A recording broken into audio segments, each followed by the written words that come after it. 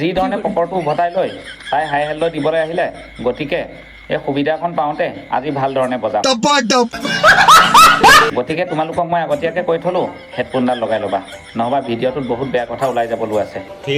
ইমানটো কোৱাৰ পিছতো যদি কোৱা যে তোৰ ভিডিঅ'টো চাই মই ঘৰৰ পৰা গালি খাইছোঁ, তেতিয়া আৰু মই কেতিয়াও ৰিস্ক নলওঁ। ধন্যবাদ। এই ধৰণতে ৰাইজক হাই হেল্ল কৰিবলৈ আহিছে পকৰটো উভতাই লৈ। শৈলাক বাৰু কেনেকুৱা হৈ আছে তোমালোকে জানানে? জেগাকণ দেখুৱাইছোঁ ৰ'বা।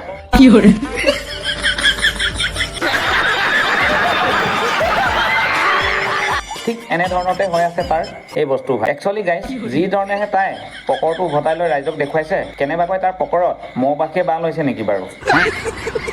যদিহে মৌ মাখিয়ে বাঁহ লৈছে, কোনোবা ছুটি এটা দিনত গৈ চাবগৈ লাগিব অকণমান মেখেলাখন দাঙি। ল'ৰাসকল, ফুল কুমলীয়া বয়সতে বিয়া পাতি পত্নীক পেটটো ফুলাব পাৰিলে নহ'ব, ভালদৰে পেটটো ভৰাবও পাৰিব লাগিব, নে কি কোৱা? হেৰৌ বনৰীয়া কচুৰ টেপু, ফুল কুমলীয়া বয়সতে তই আৰু তোৰ মতাটোৱে লগ লাগি বিয়া হোৱাৰ কাৰণেহে পেটটো তোৰ ভৰাই একদম অফিচাৰটো গতে হৈ আছ। এতিয়া তোক এনেকুৱা যেন লাগিছে তেনে আৰু কোনোবা সদৰ থানাত থকা OC ছাৰজনেহে আৰু। ভিডিঅ'টো শেষলৈ চোৱাৰ বাবে বহুত বহুত ধন্যবাদ। কিন্তু লাষ্ট মুহূৰ্তত ইয়াক একদম বহুত ধুনীয়াকৈ এতিয়া ফালঞ্চা দিম। ফালনটো চাই তোমালোকে ভিডিঅ'টো সামৰি দিবা। নফলাৰ আগতে তোমালোকে ভালদৰে চাই লোৱা যে তাই কি পোষ্ট লিখি পঠিয়াইছে।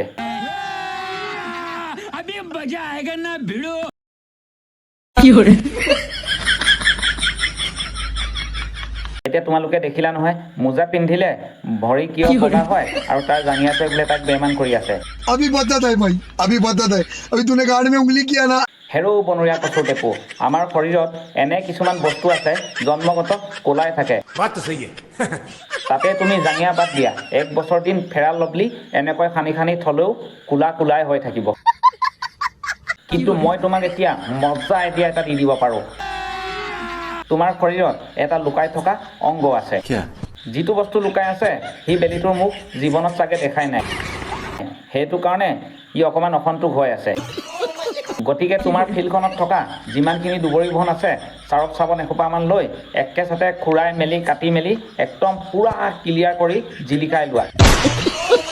তাৰপিছত পুৰা মেলি লৈ বেলিটোৰ ফালে মূৰ কৰি বহি থাকা। পিছে এটা কথা তুমি মনত ৰাখিবা, 1.5 ঘণ্টাতকৈ যদি মেলি লৈ বহি থাকা তেতিয়াহ'লে বগা হোৱাটো পিছৰে কথা, চেল খাই যাব একদম ডাইৰেক্ট, কোলা হৈ ভেৰভেৰীয়া হৈ যাবগৈ। আৰু যদি কথাটো বুজি পাইছ তেতিয়াহ'লে যোৱা দুবৰি বন চুচিবলৈ আৰম্ভ কৰাগে। তাৰপিছতে লাহেকৈ মেলি লৈ ফিল্ডখনতে বহি দিয়া।